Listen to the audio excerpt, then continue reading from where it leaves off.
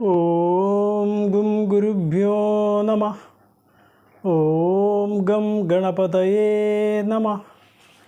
ഓം some സരസ്വത്यै നമഃ. ഓം നമോ ഭഗവതേ വാസുദേവായ. കോമളം കൂജയൻ വേണും ശ്യാമളോയം കുമാരകഃ വേദവേദ്യം പരം ബ്രഹ്മ ഭാസതാം പുരതോ മമ. എല്ലാവർക്കും നമസ്കാരം. ഇന്ന് ശ്രീമദ് ഭഗവത്ഗീതയിലെ 2-ാം അധ്യായത്തിൽ 31 മുതൽ 35 വരെയുള്ള ശ്ലോകങ്ങൾ നോക്കാം. സ്വധർമ്മമപി ചാവേക്ഷ്യ ന വികമ്പിതുമർഹസി ധർമ്മ്യാധിയുദ്ധാ ശ്രേയോന്യത് ക്ഷത്രിയസ്യ ന വിദ്യതേ. സ്വധർമ്മം അപി ച അവേക്ഷ്യ ന വികമ്പിതും അർഹസി ധർമ്മ്യാത് ഹി യുദ്ധാത് ശ്രേയഃ അന്യത് ക്ഷത്രിയസ്യ ന വിദ്യതേ. സ്വധർമ്മം അപി ച അവേക്ഷ്യ, സ്വന്തം ധർമ്മത്തെ നോക്കിയാലും അർജുന, ന വികമ്പിതും അർഹസി, ഇപ്രകാരം ഒരു ചാഞ്ചല്യം ഉണ്ടാകുവാൻ പാടില്ലാത്തതാണ് അർജുന. എന്തുകൊണ്ടെന്നാൽ ധർമ്മ്യാത് ഹി യുദ്ധാ ശ്രേയഃ, ഈ ധർമ്മയുദ്ധത്തെക്കാൾ ശ്രേയസ്കരമായിട്ട് അന്യത് മറ്റൊന്ന് ക്ഷത്രിയസ്യ, ക്ഷത്രിയന് ന വിദ്യതേ, അറിയപ്പെടുന്നില്ല. ഒരു ക്ഷത്രിയൻ്റെ ധർമ്മം അവൻ്റെ രാജ്യത്ത് നീതി നടപ്പാക്കലാണ്, അല്ലെങ്കിൽ ധർമ്മം സംരക്ഷിക്കുക. അതിനായിട്ട് സജ്ജനങ്ങളെ പരിരക്ഷിക്കേണ്ടതും ദുർജനങ്ങളെ അമർച്ച ചെയ്യേണ്ടതും അവൻ്റെ ധർമ്മമാകുന്നു.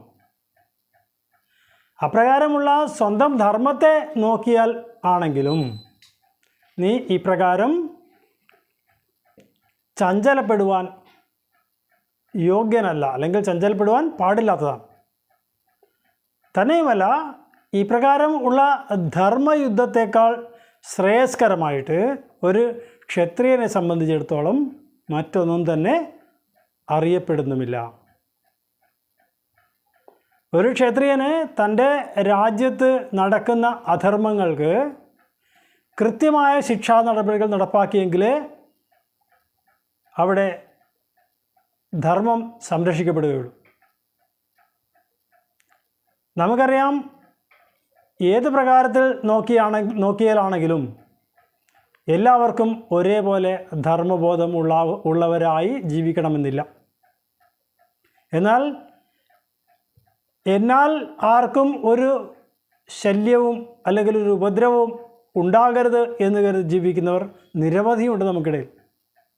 പക്ഷേ മറ്റു ചിലരാണെങ്കിലോ അവർക്ക് ഉപജീവനം നടത്തുവാൻ പോലും മറ്റുള്ള ആളുകളെ ഉപദ്രവിക്കേണ്ടതായി വരുന്നു.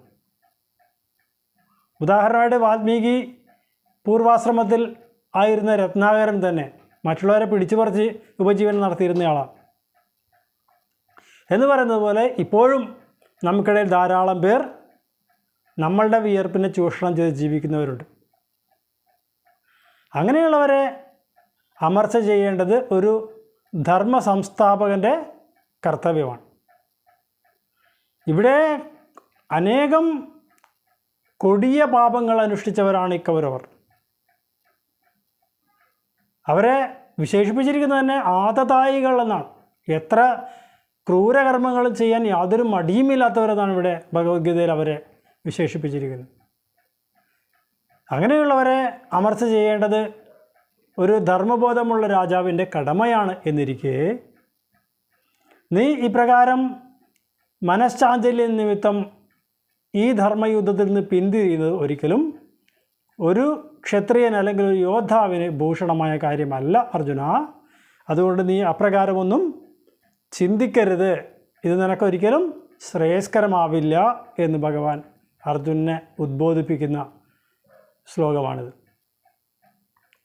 എല്ലാ മനുഷ്യർക്കും അവരവരുടേതായ ധർമ്മങ്ങൾ നിറവേറ്റാനുണ്ട്. നമ്മളുടെ കാര്യം എടുത്തു നോക്കിയാലും നമുക്ക് മാതാപിതാക്കളുണ്ട്, കുടുംബമുണ്ട്, ഭാര്യ, മക്കൾ, അല്ലെങ്കിൽ അവരുടെ മക്കൾ, അല്ലെങ്കിൽ അച്ഛൻ്റെ മാതാപിതാക്കൾ, അമ്മയുടെ മാതാപിതാക്കൾ, അങ്ങനെയെല്ലാം ഉള്ള ബന്ധങ്ങളിൽ ബന്ധിക്കപ്പെട്ടവരാണ് നമ്മളെല്ലാവരും. അതിനിടയിൽ നിൽക്കുന്ന നമുക്ക് ഓരോ ധർമ്മങ്ങളെയും നിർവഹിക്കാനും ഉണ്ട്. ഇതൊന്നും നോക്കാതെ സ്വന്തം കാര്യം മാത്രം നോക്കി ജീവിക്കുന്നവരും നിരവധിയുണ്ട്.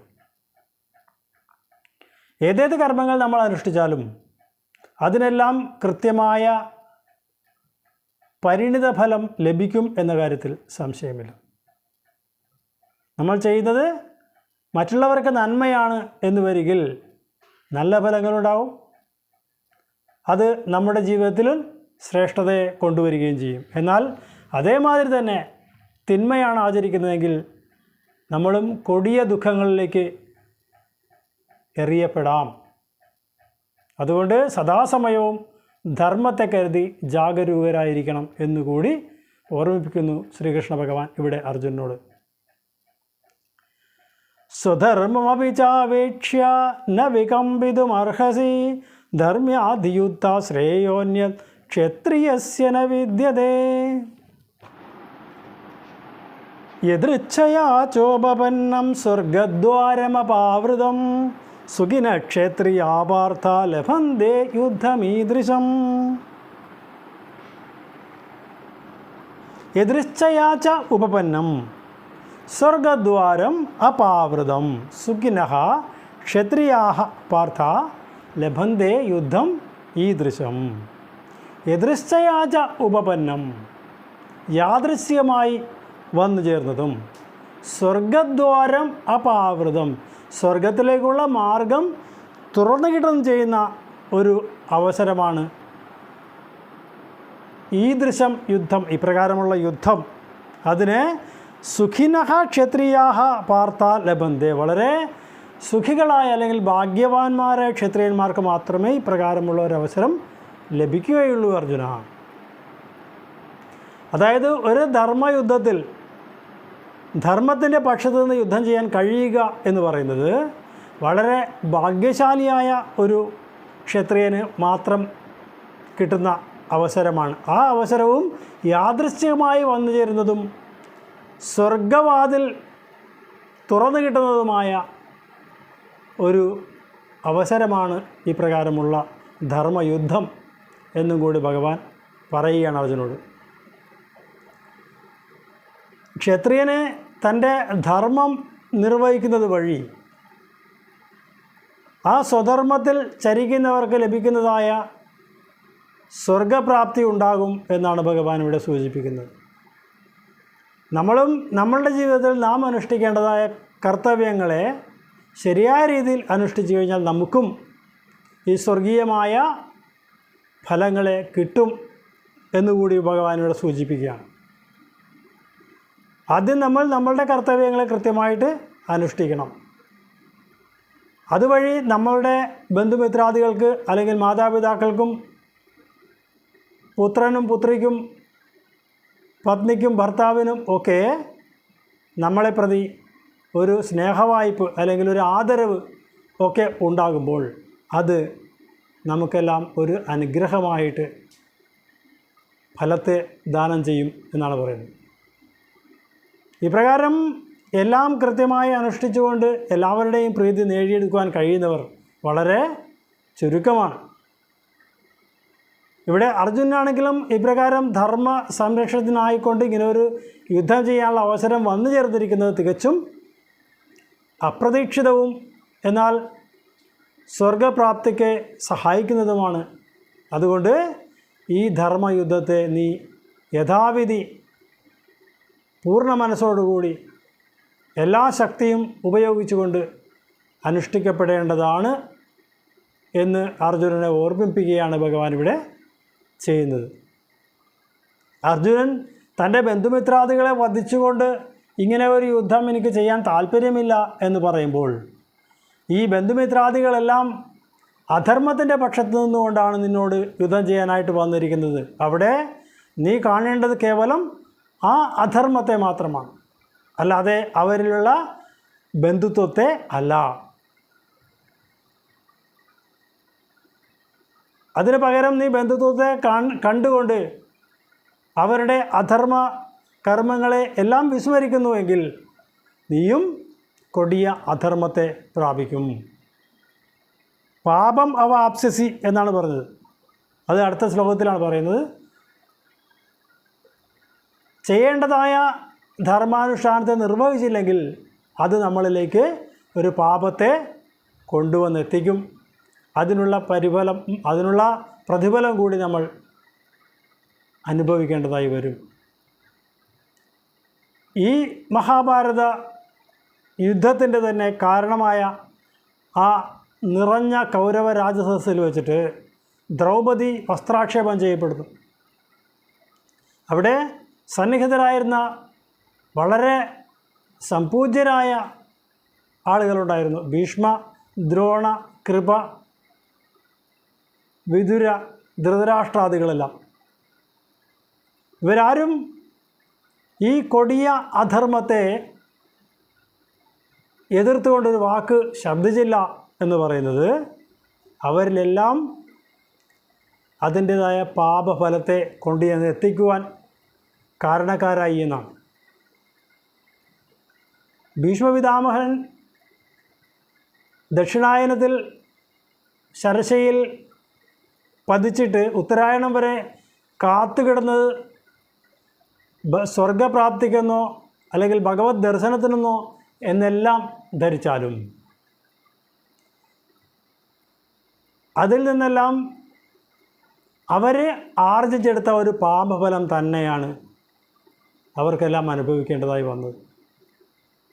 അതിനെ ഒരിക്കലും നമുക്ക് വിസ്മരിക്കാൻ സാധിക്കുന്നതല്ല, അല്ലെങ്കിൽ അതിനെ ഒരിക്കലും നമുക്ക് അനുഭവിക്കാതെ ഒഴിയുന്നതല്ല എന്നതാണ് മനസ്സിലാക്കപ്പെടേണ്ടത്. യദൃച്ഛയാ ചോപപന്നം സ്വർഗദ്വാരമപാവൃതം സുഖിനക്ഷത്രിയാ പാർത്ഥ ലഭന്തേ യുദ്ധമീദൃശം അധച്ചേത്വമിമം ധർമ്മ്യം സംഗ്രാമം ന കരിഷ്യസി തതഃ സ്വധർമ്മം കീർത്തിം ചാഹിത്വാ പാപമവാപ്സ്യസി.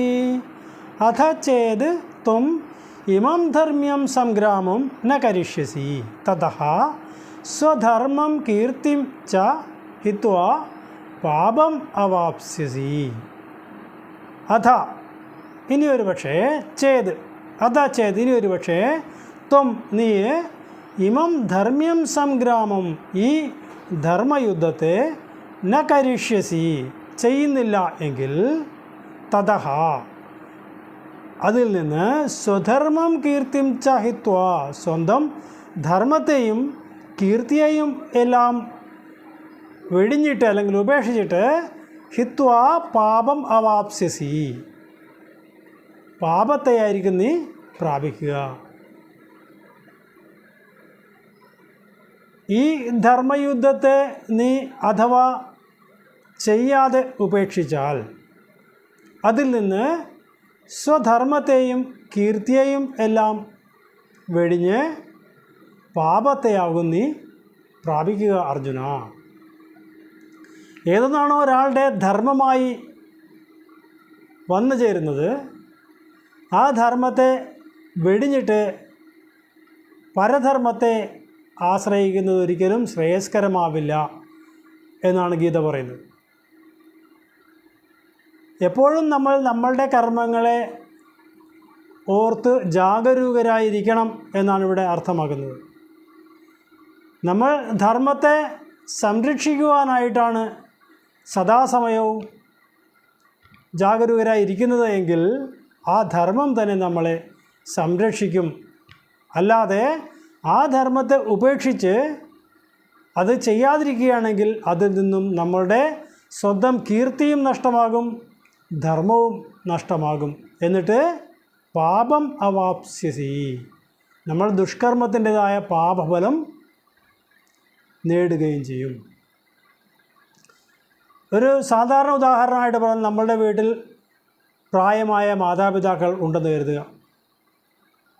അവരെല്ലാം വേണ്ടും വണ്ണം പരിചരിക്കേണ്ടത് നമ്മളുടെ ധർമ്മമാകുന്നു. എന്തെല്ലാം ന്യായങ്ങൾ പറഞ്ഞിട്ടാണെങ്കിൽ നമ്മൾ എത്രയോ തിരക്കുള്ള മനുഷ്യനായി ഭവിച്ചാലും ആ ധർമ്മത്തിൽ നിന്ന് അകന്നു നിൽക്കുന്നത് നിശ്ചയമായും നമ്മളെ പാപഭാരം നമ്മൾ അറിയാതെ തന്നെ ഏൽപ്പിക്കപ്പെടും. ചെയ്യേണ്ടത് ചെയ്യാതിരുന്നു കഴിഞ്ഞാലും പാപം വരും. മോശമായ കർമ്മങ്ങൾ ആചരിച്ചാൽ അതിൽ നിന്നും പാപം വരും. അതുകൊണ്ടാണ് കർമ്മത്തെക്കുറിച്ച് സദാ ധർമ്മബോധമുള്ളവരായിരിക്കണം എന്ന് ഗീത വളരെ ആവർത്തിച്ച് തന്നെ ഉപദേശിക്കുന്നത്. കർമ്മമാണ് നമുക്ക് ജന്മങ്ങൾ നൽകുന്നത്.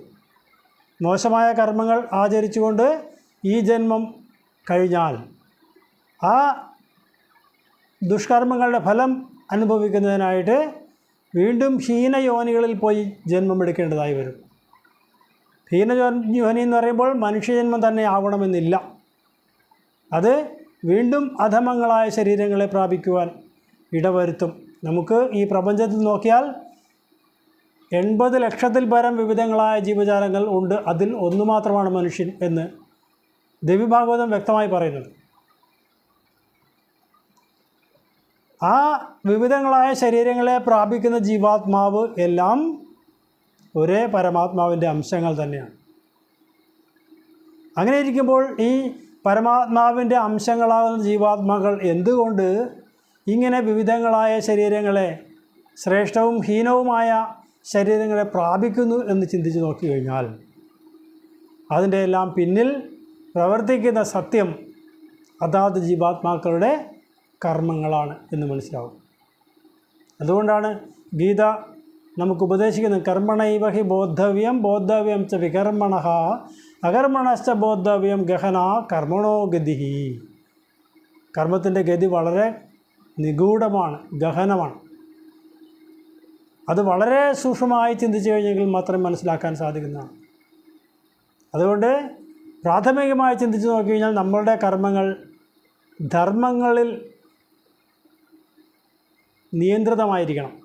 അല്ലെങ്കിൽ സ്വധർമ്മങ്ങളെ വ്യക്തമായി ചെയ്യുന്നവരായിരിക്കണം, ദുഷ്കർമ്മങ്ങളെ ആചരിക്കാത്തവരായിരിക്കണം, സൽക്കർമ്മങ്ങളെ കൈക്കൊള്ളുന്നവരായിരിക്കണം എന്നെല്ലാം അതിന് പരിഭാഷ നമുക്ക് നൽകാൻ സാധിക്കും. അതുകൊണ്ട് ഇവിടെ അർജുനനോട് ഭഗവാൻ പറയുന്നത് നിൻ്റെ ഈ ധർമ്മയുദ്ധം എന്ന് പറയുന്നത് ക്ഷത്രിയൻ്റെ ധർമ്മമാകുന്നു. ക്ഷത്രിയൻ്റെ ധർമ്മങ്ങളിൽ പെടുന്നത് തന്നെയാണ് ധർമ്മ സംസ്ഥാപനം. അത് നീ കൃത്യമായി ചെയ്യുന്നില്ല എന്ന് വരികിൽ നീ നിൻ്റെ തന്നെ ധർമ്മത്തെയും കീർത്തിയെയും ഒക്കെ ഉപേക്ഷിച്ചിട്ട് പാപത്തെയാകും പ്രാപിക്കുക എന്ന് പറഞ്ഞുകൊണ്ട് ഭഗവാൻ അർജുനനെ ഉപദേശിക്കുന്നു.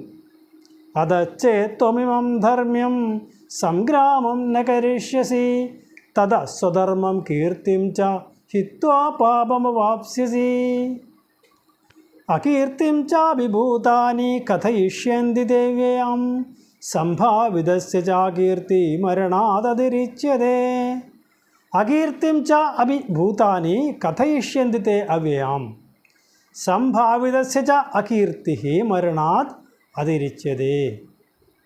അകീർത്തിം ച അഭിഭൂതാനി കഥയിഷ്യന്തി തേ അവ്യയാം. തേ അവ്യയാം നിൻ്റെ നശിക്കാത്തതായ അകീർത്തി, ദുഷ്കീർത്തിയെ ഭൂതാനി കഥയിഷ്യന്തി ജീവജാലങ്ങൾ അല്ലെങ്കിൽ മനുഷ്യർ വളരെയധികം പ്രചരിപ്പിക്കും.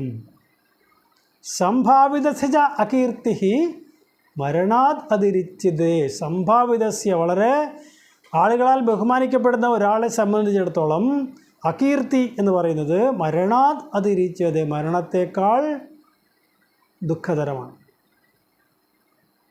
അയാളെ സംബന്ധിച്ചിടത്തോളം മരണമാണ് ഈ ദുഷ്കീർത്തിയേക്കാൾ ശ്രേഷ്ഠം എന്നാണ് ഭഗവാൻ ഇവിടെ പറയുന്നത്.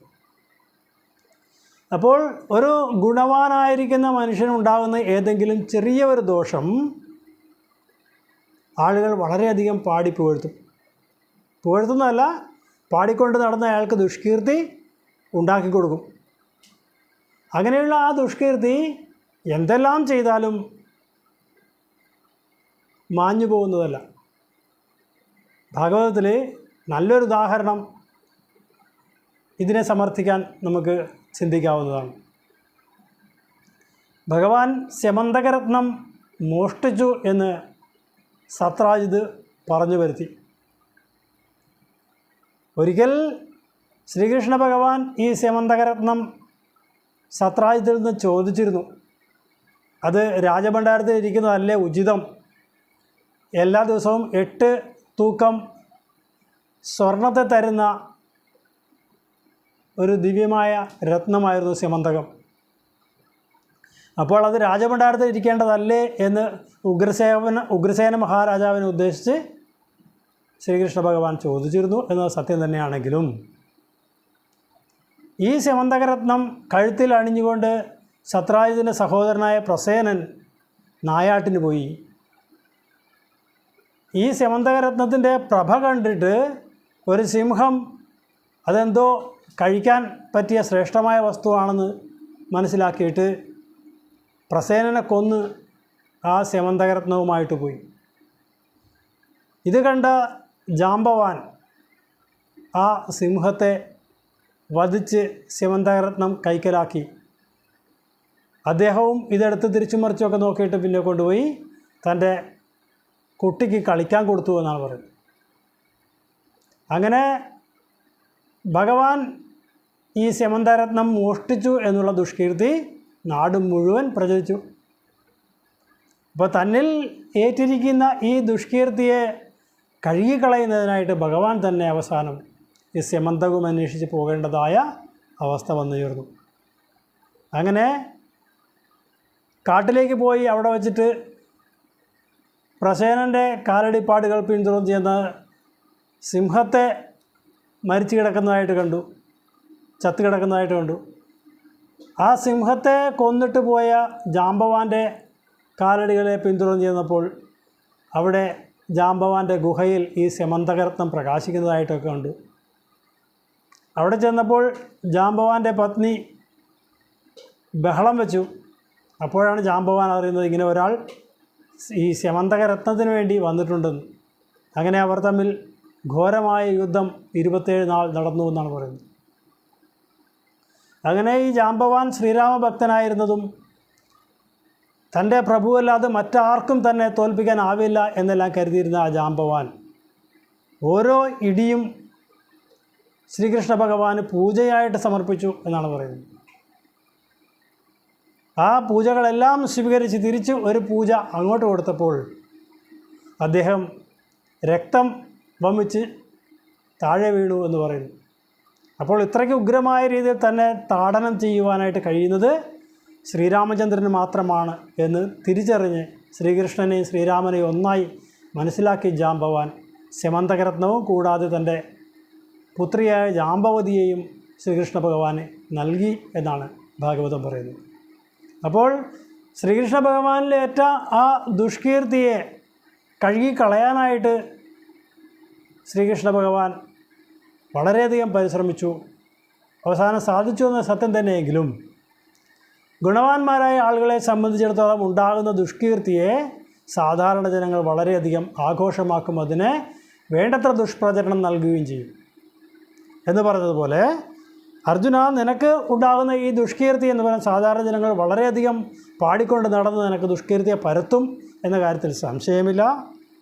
അത് വളരെ ബഹുമാനിതനായിരുന്ന ഒരാളെ സംബന്ധിച്ചിടത്തോളം മരണത്തെക്കാളും അസഹ്യമായ ഒരു കാര്യമായിരിക്കും. അതുകൊണ്ട് നീ നിൻ്റെ ധർമ്മത്തിലേക്ക് വന്നാലും എന്ന് ഭഗവാൻ ഇവിടെ ഉപദേശിക്കുകയാണ്. അകീർത്തിം ചാഭിഭൂതാനി കഥയിഷ്യന്തി ദേവ്യയാം സംഭാവിതസ്യ ചാകീർത്തിർമരണാദതിരിച്യതേ ഭയാദ്രണാദുപരതം മംസ്യന്തേ ത്വാം മഹാരഥാഃ യേഷാം ച ത്വം ബഹുമതോ ഭൂത്വാ യാസ്യസി ലാഘവം. ഭയാദ് രണാദ് ഉപരതം മുംസ്യന്തേ ത്വാം മഹാരഥാഃ യേഷാം ച ത്വം ബഹുമതഃ ഭൂത്വാ യാസ്യസി ലാഘവം. ഭയാദ് രണാദുപരതം, ഭയം മൂലമാണ് നീ ഈ രണത്തിൽ നിന്ന് ഉപരമിക്കുന്നത് എങ്കിൽ ത്വാം മഹാരഥാഃ മംസ്യന്തേ, നിന്നെ മഹാരഥന്മാരെന്ത് മനസ്സിലാക്കും? പേടിച്ചു തൂറിയാണെന്ന് മനസ്സിലാക്കും. ഭയം മൂലമാണ് നീ ഇവിടെ നിന്ന് പിന്തിരിഞ്ഞു പോയതെന്ന് മനസ്സിലാക്കും. നീ വാസ്തവത്തിൽ പോകുന്നത് ബന്ധു ഹത്യ പാപം പേടിച്ചിട്ടാണ് എന്നത് എനിക്കറിയാം. പക്ഷേ തിരിഞ്ഞു പോയി കഴിഞ്ഞാൽ മഹാരഥന്മാർ നിന്നെപ്പറ്റി കരുതുക, നീ ഭയം മൂലമാണ് പോകുന്നത് എന്ന്. യേഷാം ചത്വം ബഹുമത, ആ മഹാരഥന്മാരെ സംബന്ധിച്ചിടത്തോളം ഒക്കെ നീ വളരെയധികം ആദരിക്കപ്പെടുന്നവനാണ്. അവരുടെ മുമ്പിൽ ഭൂത്വാ യാസ്യസി ലാഘവം, അവർക്കെല്ലാം നീ വളരെ ലഘുത്വം ഉള്ളവനായി മാറും. അതാണോ അർജുന നീ ആഗ്രഹിക്കുന്നത്? ഏതൊരു മഹാരഥന്മാരാണോ നിന്നെക്കുറിച്ച് ഓർത്ത് വളരെയധികം അഭിമാനപൂർവ്വം ശ്രേഷ്ഠനായ ധനുർധരനാണ്, വില്ലാളി വീരനാണ്, ഗാണ്ഡീവധാരിയാണ്, ലോകൈക ധനുർധരനാണെന്നെല്ലാം പറയുന്ന നിന്നെക്കുറിച്ച് ഭയപ്പെട്ട് നീ യുദ്ധഭൂമിയിൽ നിന്ന് പിന്തിരിഞ്ഞ് പോയി കഴിഞ്ഞാൽ അവരെല്ലാം നിന്നെക്കുറിച്ച് വളരെ മോശമായി കരുതും. അതും നിനക്ക് സഹിക്കാൻ കഴിയുന്നതിനേക്കാൾ വളരെയധികം ബുദ്ധിമുട്ടുള്ളതായിരിക്കും. അതുകൊണ്ടും നീ മടങ്ങിപ്പോകാൻ ആഗ്രഹിക്കുന്നത് ശരിയല്ല എന്ന് ഭഗവാൻ ഇവിടെ പറയുന്നു. നമ്മുടെ എല്ലാം പഠനകാലങ്ങളിൽ സ്കൂളിൽ വച്ച് ഒരു വിദ്യാർത്ഥി നന്നായിട്ട് പാഠഭാഗങ്ങളെല്ലാം പഠിച്ച് പരീക്ഷയിൽ നല്ല മാർക്കൊക്കെ വാങ്ങുന്ന ഒരാൾ പിന്നീട് നടക്കുന്ന പരീക്ഷകളിലൊക്കെ മോശമായ പ്രകടനം കാഴ്ചവെച്ചാൽ നമ്മളെ പഠിപ്പിച്ചിരുന്ന അധ്യാപകരൊക്കെ നമ്മളെക്കുറിച്ച് ഓർത്ത് മൂക്കിൻ തുമ്പത്ത് വിരലമർത്തും. എന്ന് വെച്ചാൽ അവർക്കെല്ലാം നമ്മളെക്കുറിച്ചുണ്ടാകുന്ന പ്രതീക്ഷ അത് തകിടം മറിഞ്ഞു എന്ന് മനസ്സിലാകുമ്പോൾ ഉണ്ടാകുന്ന ഒരു വിഷമത, അത് നമ്മളെക്കുറിച്ച് ഒരു മാനക്ഷതം തന്നെ ഉണ്ടാക്കുന്ന വസ്തുതയാണ്. വിദ്യാർത്ഥിയാണെങ്കിലും നല്ല രീതിയിൽ എല്ലാ വിഷയങ്ങളും പഠിച്ചുകൊണ്ടും പരീക്ഷകൾക്ക് നല്ല മാർക്ക് വാങ്ങിച്ചുകൊണ്ടും ഒക്കെ വന്നിരുന്ന ഒരു വിദ്യാർത്ഥി പിന്നീട് ഇപ്രകാരമുള്ളൊരു തോൽവിയെ പ്രാപിക്കുകയാണെങ്കിൽ അധ്യാപകർ ആ കുട്ടിയെക്കുറിച്ച് മോശമായി കരുതും. എന്നതുപോലെ ഇവിടെ ലൗകിക ധനുർധരനായിരിക്കുന്ന വില്ലാളി വീരനായിരിക്കുന്ന അർജുനൻ, ഗാണ്ഡീവധാരിയായിരിക്കുന്ന അർജുനൻ ഈ യുദ്ധഭൂമിയിൽ നിന്ന് ഭയം കൊണ്ട് പിന്തിരിഞ്ഞോടി എന്ന് പറഞ്ഞാൽ ആ മഹാരഥന്മാരൊക്കെ ഈ അർജുനനെക്കുറിച്ച് വളരെ മോശമായി ചിന്തിക്കും. അതും നിനക്ക് സഹിക്കാവുന്നതിൽ അപ്പുറമായിരിക്കും അർജുന. അതുകൊണ്ട് നീ ആ ഒരു തീരുമാനവും എടുക്കാൻ പാടുള്ളതല്ല എന്ന് ഭഗവാനോട് ഓർപ്പിക്കുക. ഭയാദ്രണാദുപരതം മംസ്യന്തേ ത്വം മഹാരഥാഃ യേഷാം ച ത്വം ബഹുമതോ ഭൂത്വാ യാസ്യസി ലാഘവം. ഓം കരചരണകൃതം വാ കായജം കർമ്മജം വാ ശ്രവണനയനജം വാ മാനസം വാ അപരാധം വിഹിതമവിഹിതം വാ സർവമേതക്ഷമസ്വ. ജയ ജയ കരുണാബ്ദേ ശ്രീമഹാദേവ ശംഭോ.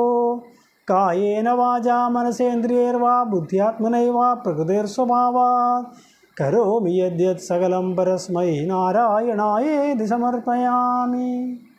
ഓം പൂർണ്ണമദ പൂർണ്ണമിദം പൂർണ്ണാത് പൂർണ്ണമുദച്യത്തെ പൂർണ്ണസ്യ പൂർണ്ണമാദായ പൂർണ്ണമേവാവശിഷ്യത്തെ. ഓം ശാന്തി ശാന്തി ശാന്തി.